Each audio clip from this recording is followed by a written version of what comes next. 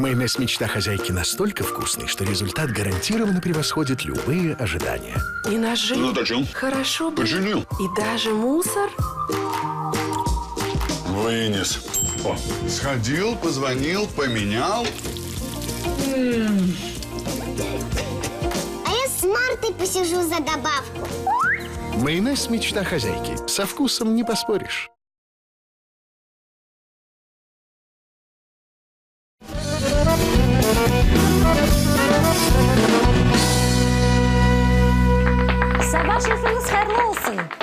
Знакомство с крымско-татарской культурой лучше всего начинать с кухни. Сегодня у меня в гостях редактор информационно-издательского отдела Духовного управления мусульман Крыма Зинифе Сейдамет. Хош келдіңіз. Салам алейкум. Салам алейкум. Как настроение? Пек яхшы. Пек яхшы. И мы приготовим. Мы сегодня будем готовить джигер кобетасы. Негузель ни разу не пробовала. Это старинное крымско-татарское блюдо? Старинное крымско-татарское блюдо. У нас Биташка вообще готовила и джигер кобетасы, и джигер бурмасы. Вот. Ну, как бы по-разному можно делать, но мы сегодня будем готовить джигер кобетасы. То есть здесь у нас фарш, это ах-джигер, то есть легкий, кара-джигер, печень, ну, ах-джигер примерно где-то 800 грамм, печень где-то полкило, и плюс мы будем еще использовать внутренний жир. Вот. Ну, такое питательное. Да. Ну, мы знаем, что крымские татары любят есть питательно. Плотно, да, на целый день, чтобы заряд был энергии. Ну, как бы лучок, тесто и такое все. Чем я могу помочь? Если можно, давайте мы начнем делать и фарш, и я займусь тестом, а вы тогда фарш. Нужно будет немножко так мелко нарезать лук. Вот, я займусь тестом. Расскажите, вы предварительно уже приготовили тесто. Да. Как его тесто необходимо вообще готовить? самое обычное, вода и мука, ну, соль. Ну, кто хочет, конечно, может там использовать на молоке делают тесто, кто как. Ну, в основном, наша Биташка делала тесто, ну, на воде. На воде. И буквально 10 минут. Сколько оно должно стоять? Да, 10 минут достаточно, в принципе, чтобы оно постояло, пришло в себя. Вот, а дальше мы как бы уже будем Теперь вы делите его на формы. Мы будем сейчас делать вот в эту формочку. Мы будем раскатывать, ложить, и примерно такой же формы будем делать шарики. Сколько необходимо шариков и листов? Сколько получится слоев. По желанию. Да, это у нас будет слой теста, слой Зинифе, фарша. расскажи, пожалуйста, об этикете приема пищи у крымских татар. Крымские татары мусульмане, да? И вообще в основном все наши адитлер, они в принципе берут свои корни из религии нашей, да, ислам. Например, вот перед тем, как принять пищу, вот еще путешественник Эвлия Чelebi писал о том, что когда он приходил в дом крымским татарам, то мальчик, ну или кто-либо, да, из хозяев подносили такой серебряный сосуд и водичку, чтобы помыли руки. Вот. Ну, насколько мы знаем, это сунна вообще, руки мыть перед едой. Хозяин всегда обычно садится торде, ну, то есть во главе стола. Да. Но если есть пожилые люди, то, конечно, им самое почетное место. Всегда нужно начинать принимать пищу со слова «бисмилля». То есть вся пища, которая нам дана, она от Аллаха, и поэтому мы принимаем ее тоже во имя Аллаха. И она будет считаться илял. Ну, как бы, то есть если мы говорим «бисмилля». Также пить, ну как бы все. Вот. И еще стоит отметить, что принимать пищу, конечно, лучше сидя. Ну, то есть, вот. И еще хотела сказать, что наш пророк тоже, когда ел, вот некоторые считают, что дурным тоном, когда ногу поднимают и сидят так. Ну, дома, когда все свои, ты поднимаешь ногу и сидишь. Вот. И хотела Нога на ногу имеешь в виду? Вот на диване под себя поджимаем ногу одну. Вот. На самом деле наш пророк тоже так делал, потому что, насколько мы знаем, переедать нельзя. Как бы это вредно для здоровья, ну, как бы по исламу, поэтому об этом говорит. Вот. И если ты садишься то меньше войдет? Да. Серьезно? Да, меньше, как бы, то есть, потому что... теперь так садиться. Но мы знаем, что, как бы, сигнал до мозга о том, что ты наелся, приходит позже, поэтому... А к некоторым не приходит вообще. Некоторых надо останавливать. Вот, поэтому это тоже как бы хорошо. Еще еду желательно начинать с того, чтобы съесть пару щепоточек соли. Это, вот так? Да. Для чего? Наоборот, Очень говорят, полезно. отказаться надо от соли. Нет, ну буквально пару гранулок. Вот. Потому что это очень полезно, говорят, что это лекарство от многих болезней, если вот именно перед едой. Я могу уже включить сковородочку, чтобы разогревалась? Сейчас да, быстренько нужно я нам уже положить дорежу. вот этот жир, чтобы он растапливался. Весь? Да, да. Мы как бы, то есть А ну, вместо кокосовый масла. орех. Домашний жир, ну как бы мы Есть, да? перекаливаем Ничего себе. сами, но можно его также купить и в магазинах, в принципе. А вы делаете сами? Да, внутренний жир. Ну, уверена, уже элял, как говорится, да? Эльбет.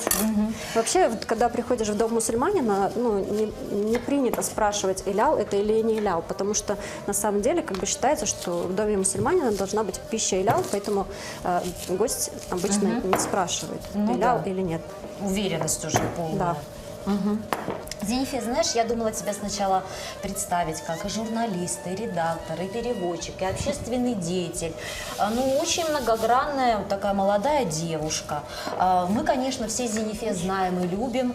Известна стала, наверное, массам. Это благодаря АТР. Ты работала на Замане. Да. Скажи, пожалуйста, считаешь ли ты себя журналистом? На И самом существуют деле- ли независимые журналисты? Скажи, я могу сюда лук? 5 секунд. Нет, лук вот сюда. Ага, так. Максимум можно закинуть лук, как уже начнет растапливаться масло. Насчет журналистики вообще, как бы я всю жизнь считала, что журналистика это не мое. И я вообще случайно попала на АТР. Вот. А как?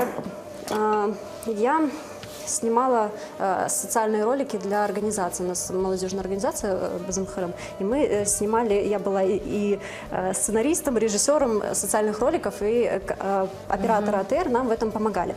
И я пришла за роликами, и Шевкет Ага меня увидел. Говорит, а ну-ка, Податель на билет? Ну, eşitti zaten evvelden. Ага. Что, ну, мен эдебиттер лафитем, бабам бахча сарайлы. И что о да айтты, кел бізге çalışacaksın. То есть, ну, он пригласил работать, ну, как я постажировалась, и так вот и пошло. И 2 года я проработала на АТР. Скажи, пожалуйста, а что для тебя телевидение? Вот понятие, я не говорю АТР, а вообще. Как для зрителя или Да, как? вообще, как для Вообще, человека. если честно, Телевидение, что это? ну, для каждого человека, мне кажется, телевидение это вообще, ну, такое разное, потому что кто-то этим живет целыми днями, да, например, смотрит телевизор, он без этого не может. Я, например, телевизор практически вообще не смотрю, только на выходных, когда я там обедаю. Я или что-то думаю, такое. времени нет, редактор. Вот. И, ну, для каждого это свое. Я так думаю. Кто-то смотрит свои передачи, там такое. А сейчас у тебя достаточно сложная профессия, потому что к муфтияту Крыма повышенное внимание во всем мире, и каждое слово, каждое заявление имеет большое значение. Быть редактором, скажи мне вот понятие, ты ощущаешь, ну, какие на твои хрупкие плечи вообще ответственность? Редактировать заметки. Ответственность это, конечно, очень большая. Ну, я в основном Какая команда работает? редактирую те книги и, ну, издания. И вот, например, Муфтият выпускает газету «Хидает», журнал «Источник мудрости». То есть я занимаюсь редакцией именно этих текстов. Ну, кроме того, у нас сайт На работает. крымско-татарский переводишь, да? На крымско-татарском и на русском. Вот. Так, нам сейчас нужно будет смазать вот это маслом. Чтобы мы туда ложили. Подсолнечным? Да. Так, Вот это. пожалуйста. Вот оно. Тебе помочь или как? Ну, я, наверное, сделаю. У вас есть сайт. Да. Вы занимаетесь сайтом. Нет, сайт у нас занимается пресс-секретарь. А сколько в отделе вообще человек? Как вы планируете свой график? Вот, У нас, ну, каждый как бы своим делом занимается. То есть есть приблизительно, я понимаю. пресс-секретарь, оператор, ну, как бы все как надо. И плюс оджалар, то есть учителя, которые тоже, ну, допустим, я в основном редактирую с точки зрения языка. А есть еще канонические редакторы, которые именно просматривают, чтобы все как бы не было, да, там, экстремистского, да, такого или что-то, ну, как сейчас модно, да, на это проверять. Ну, да, сейчас не модно, это вообще прямо сейчас я- очень ну, даже наверное, это повышенное маленький. внимание. А я могу убавить у нас или Все, можно закидывать фарш. фарш? Да. Хорошо. Весь? Да. Так, красивый такой фарш, обратите внимание, свежее, мелко, порубленное, я так понимаю, ножом, да? Нет, через Нет? мясорубку. Красиво. Фарш, Сделано. тоже расскажу, мы заранее отварили легкие, Заранее отварили Да, лёгкие? где-то 1,5 часа мы их варили, можно в подсоленой воде. Затем мы добавили туда печень. Печень не нужно варить, то есть ее как бы такую. Ее в последний момент. Да. А приправы какие-то солили или еще ничего? Как бы Ну, сейчас все это будет по в процессе? вкусу, да. Ну, можно, вот вы закинули уже, и можно уже ложить. Так. А есть вообще любимое блюдо? Любимое блюдо? Я вообще люблю покушать, и поэтому... Так, нет, что у меня маленький. Много, да? получился. Насчет переводов. Много у нас грамотных переводчиков? Может, кого-то хотели бы отметить? Или существует какая-то проблема Насчет на этом? переводов? Да. Вы со своими коллегами наверняка знакомы.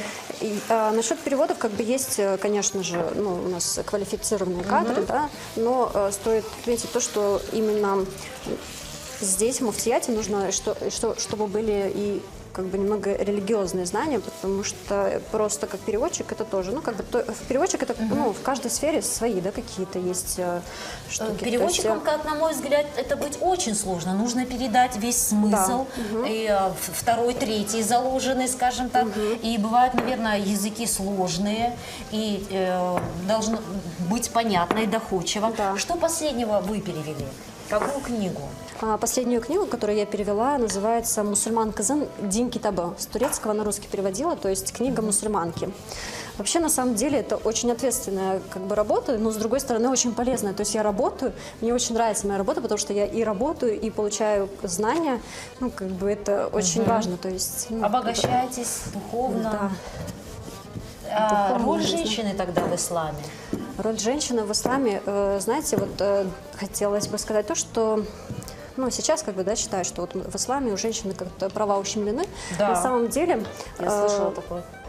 На самом деле, вот до того, как ислам вообще появился, наоборот, было как бы отношение к женщине не такое, как после того, как появился ислам. Потому что именно ислам дал права женщины и с юридической точки зрения, и вообще, потому что мы знаем, что в период джахилии, то есть в период невежества, девочек, ну, если девушка рождалась девочка, то ее закапывали заживо, ну, такое даже было, ну, то есть когда было невежество. А когда пришел ислам, он как бы запретил это.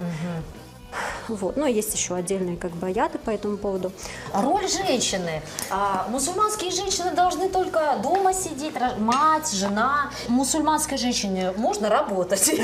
Смотрите, если будет женщина как бы сидеть дома, ну да, в принципе, если ей есть чем заняться, если она умеет развиваться, сидя дома, то как бы да. Вот. Но с другой стороны, как бы, ну, например, я скажу о себе, да, я стараюсь успеть как бы и там, развиваться вот в различных сферах. То есть, ну, как бы... Закон разрешает, и даже говорят, развивайтесь, помогайте, Конечно, дайте детям это... хорошее образование.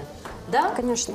Ну, то есть, ну, в исламе тоже об этом говорится, то, что женщина всегда, ну, вообще все должны получать знания. Это фарс. То есть обязательное действие, которое должен совершать человек. То есть постоянно он должен развиваться и получать знания. Вот ты переводила книгу. Что там было такое, что тебя удивило до глубины души, что ты не знала впервые? Были ли такие моменты или нет? Ну, именно эту книгу, наверное, ну, нет такого, чтобы удивило, потому что я до этого еще переводила много всего, и как бы вообще моя работа с этим всем связана, поэтому я по несколько раз как бы одну и ту же тему просматриваю. Хотелось бы сказать, что девушка, она не должна закрываться в себе, и она должна... Внимание, мы сложим второй слой. Его не обязательно, чтобы он там лежал ровненько, как бы ровненько. пусть оно будет так, да, как можно ляжет. вот так. Как одеяльце. Да, потому что он как бы все равно будут там слои, даже наоборот будет немножко пышнее. А я видела информацию, что ты была в Казани.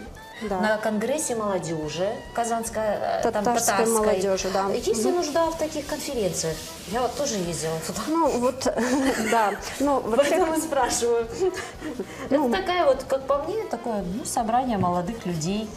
Ужасный гостиница. Но именно этот форум, он проводится уже много лет. Все бегали как в лагере, знаешь, песни пели. Как-то так думаю, боже, зачем я здесь? Этот форум уже на протяжении многих лет как бы проходит, и ну, как бы мы постоянно туда ездим. Вот. И хотелось бы сказать, что как бы он тоже как бы своего рода такое развитие дает. Потому что ты общаешься с людьми, ты знакомишься с различными культурами. А когда мы знаем, что если человек знаком с различными культурами, то он более эрудированный. Вот. И он как бы более интересным становится, я так бы сказала. Обмен опытом. Вы как-то потом общаетесь или нет? Да, конечно, общаемся. Ну, например, там тот же самый языковой проект, да, например. Ну, Так, мы смотрим, так, давайте следующий уже положили. Да. То есть общаетесь, помогаете друг другу в Да. работе, как-то переписываетесь, да, потом? Ну тогда да. Так, что у нас дальше? Мы Что дальше? готовы Мы еще, да, Также, надо? да, мы делаем, пока О. мы не заполним все. То есть, ну, как бы нет там определенного какого-то размера, шире, выше, ниже, кто как хочет. Может, кто шире. У нас на тесто ушло примерно где-то 400 миллилитров воды и где-то килограмм муки. Ты крымская татарка. Скажи, пожалуйста, чем отличаются крымские татары с покрытой головой от непокрытой?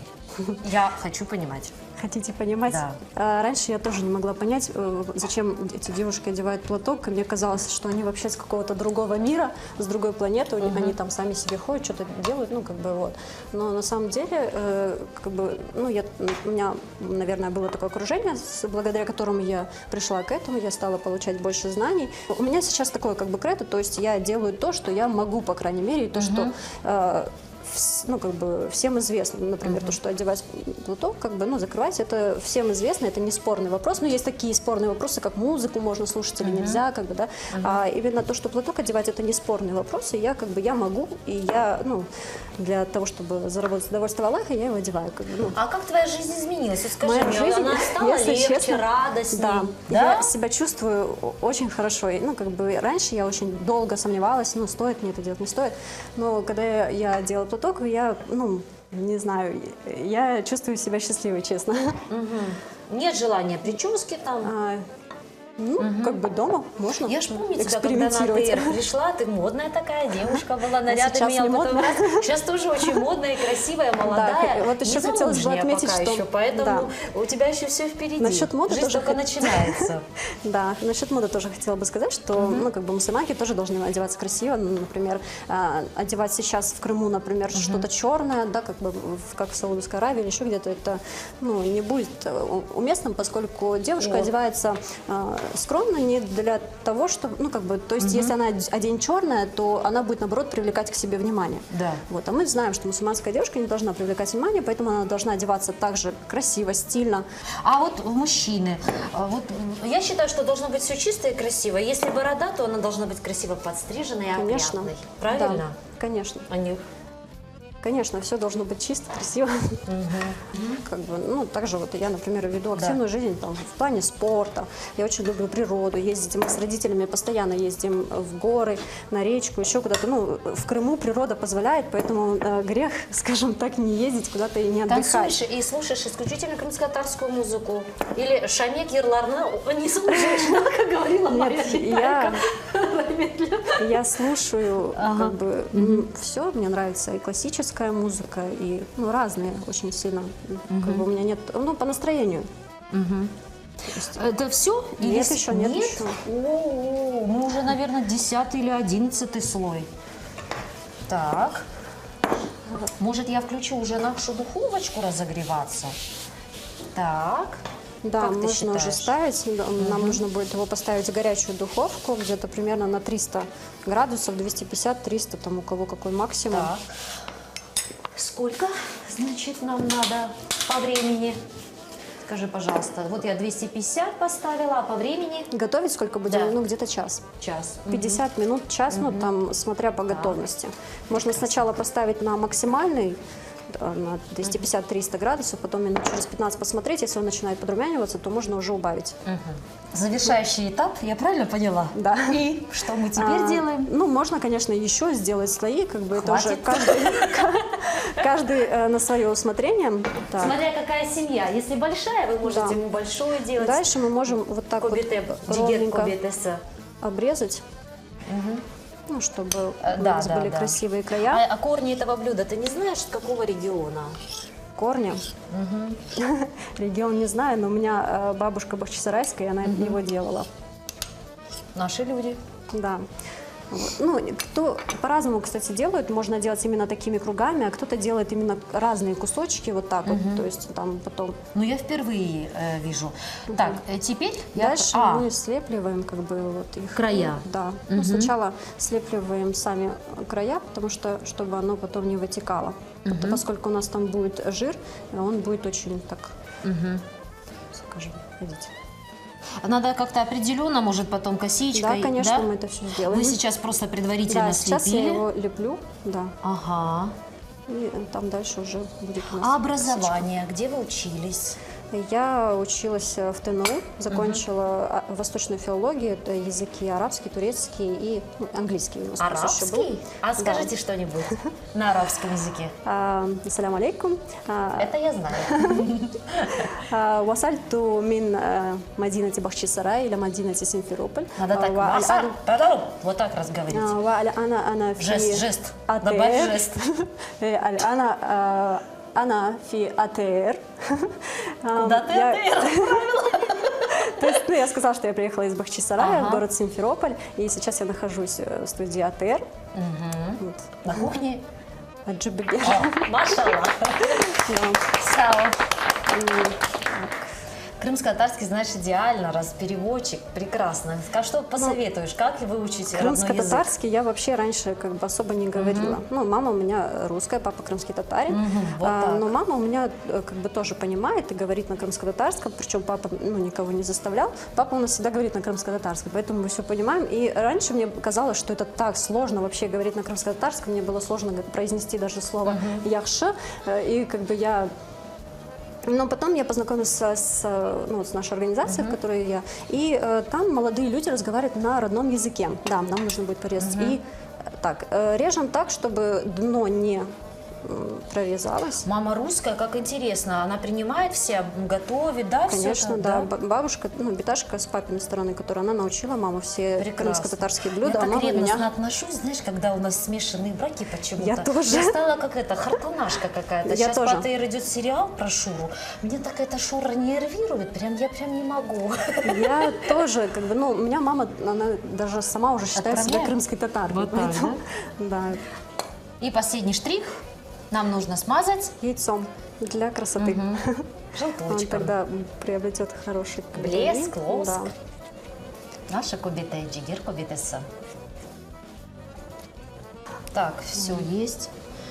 Духовку на час 250 градусов. 250-300, то есть минут 15 посмотреть, как бы, если он уже начинает подрумяниваться, то можно уже его потом убавить газ. И дальше уже смотреть по готовности. Пока наша джигер кубитеса готовится, для вас это время пролетит быстро. Не переключайтесь.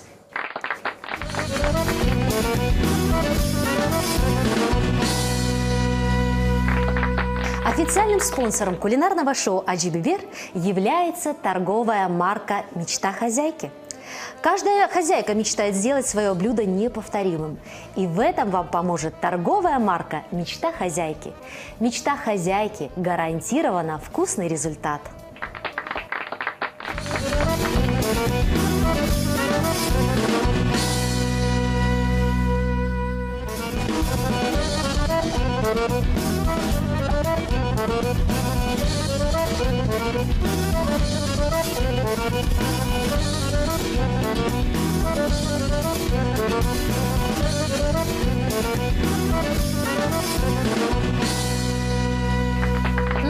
Какой аромат! Аж так носом!